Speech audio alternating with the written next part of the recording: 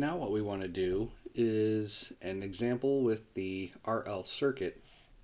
And suppose I have a circuit where the resistor is 100 ohms, the inductor is 5 henries, and therefore the time constant would be 5/100ths of a second, or 5 times 10 to the negative 2. And let's let our battery value, let's let it be 10 volts. So I have a source of potential like a battery,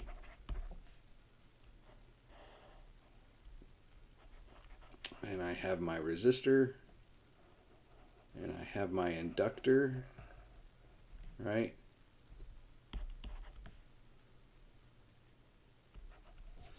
And so this is 100, this is 5. Now, what this is telling us, okay, is that remember what the time constant means when we were talking about capacitance. The time constant is the amount of time it takes for the exponential function to reduce by 63.2%. Okay. And so if the various quantities I might want to know here are, what are, as a function of time, the current,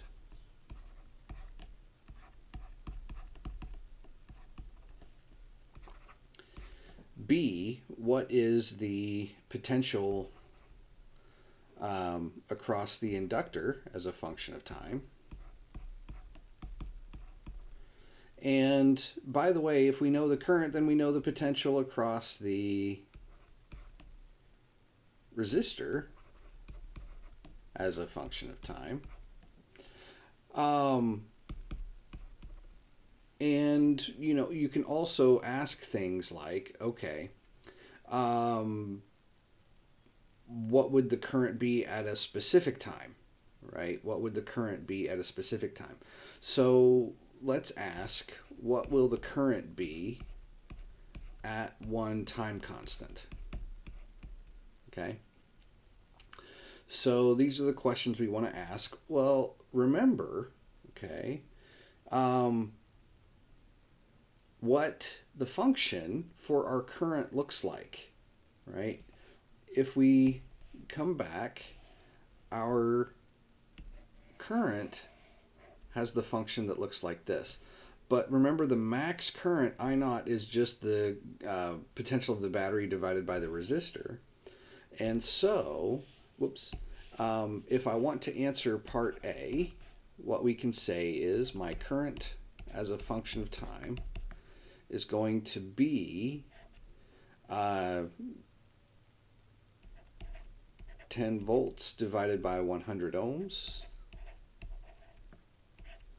times the quantity 1 minus e to the negative t over 5 times 10 to the negative 2.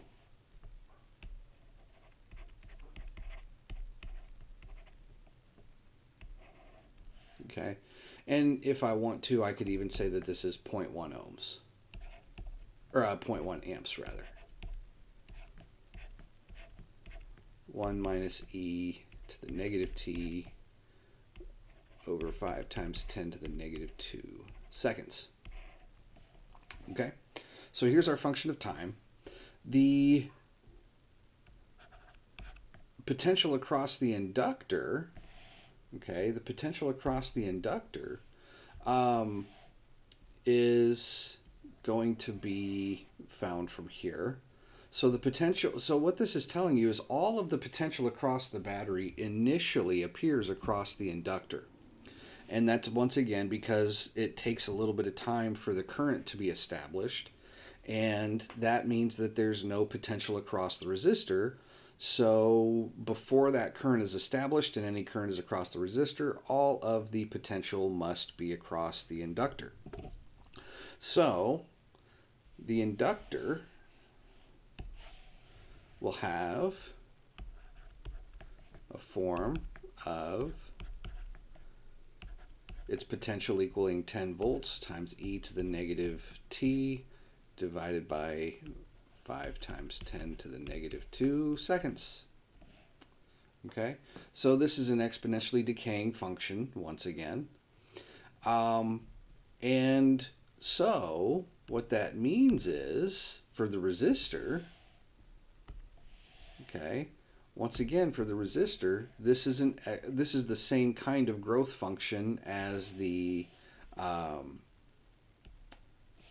current, right? Oops.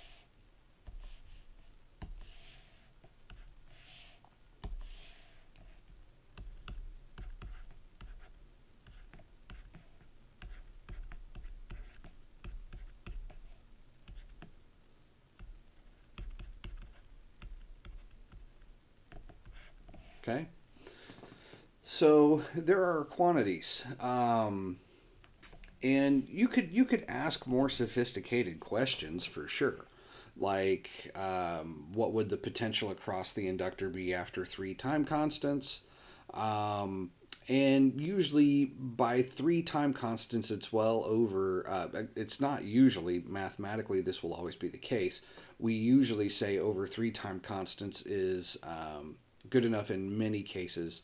5 time constants would mean that the potential across the inductor has dissipated very negligibly. So if you wanted to ask those kinds of questions, you could, but the process would be precisely the same as answering question D, right? So what is the current at 1 time constant? So if I want to know what the current at 1 time constant is, I'm going to have 0.1 amps. Now this is the maximum, right? So the current is growing, so we would expect that this won't quite be there yet, right? This won't quite be there yet. And so then we're going to take 1 minus e to the negative tau over tau, right? So this is the same thing as 0.1 amps times 1 minus e to the negative 1. And if I do that, so taking out the calculator, and I'm going to take e to the negative 1, and I'm going to subtract that from 1, and I'm going to get 0.632.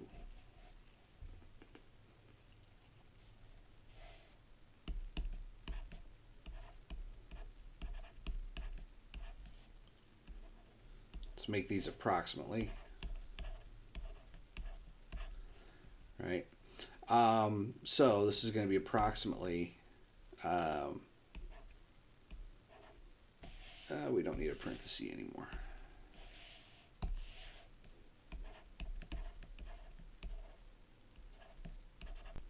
Okay. If you want to write this in terms of milliamps, so 0.1 amps is 100 milliamps. So this would be 63.2 milliamps. So in the case of the growth function, the time constant doesn't represent the amount of time it takes for the value of your quantity to drop by 63.2%. It's the time that it takes your quantity to grow by 63.2%. Right? And you could do the same thing if you wanted to know what the current was at 2 time constants, and we can actually do that real quick. Maybe we'll call this D 2.0. Okay, what is the current at 2 time constants? And the situation would be exactly the same as what we just did, but now we would have e to the negative 2. Okay. And if I take e to the negative 2, I'm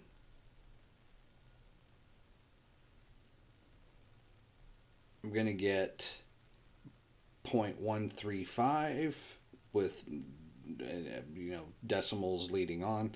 And if I subtract that from 1, I'm going to get 0.8486, essentially 0.865.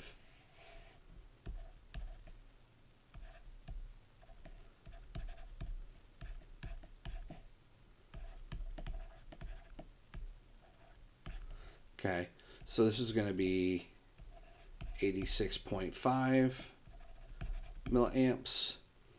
And so, once again, what this represents, it doesn't represent that your current will double with each time constant, right? We need to specify that one more time. It's worth repeating. Your current can't double, right? Because if after one time constant I have 63.2 milliamps, but my maximum is 100 milliamps, then if I doubled my current, I would be above my maximum that the circuit could support. So this is a rate issue, okay? So my current has increased by 63.2%, and I have 36.8% left. Okay, it can grow 38.6% left. And then out of what is left to achieve that 0.1 amps, it will grow another 63.2%. And then after another time constant, whatever's left, it'll grow another 63.2%, and so on. Okay, so that is the way this works, right? And if you wanted to potentially graph this, right, what you could do is you could say, okay, here is my time, here's my current, and let's let this be the 0.1 amps. So after one time constant,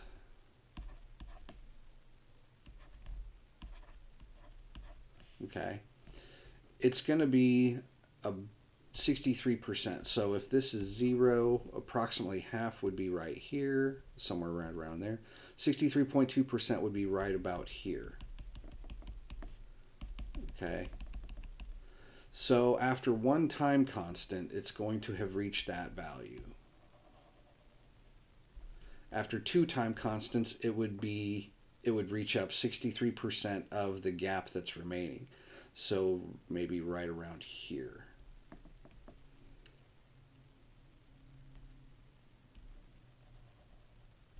And then after three time constants, it's just going to asymptotically approach this value. Okay? And so on. So that is what is happening with the current. And the potential across the inductor is just executing exponential decay. Okay? The potential across the inductor is just executing exponential decay. So there you have it. There is an example of the RL circuit. And in the next videos, we will look a little bit deeper at the oscillations in the RC circuit, or the LC circuit rather, and then we'll look at the RLC circuit, putting all three elements together. All right, so we will see you then.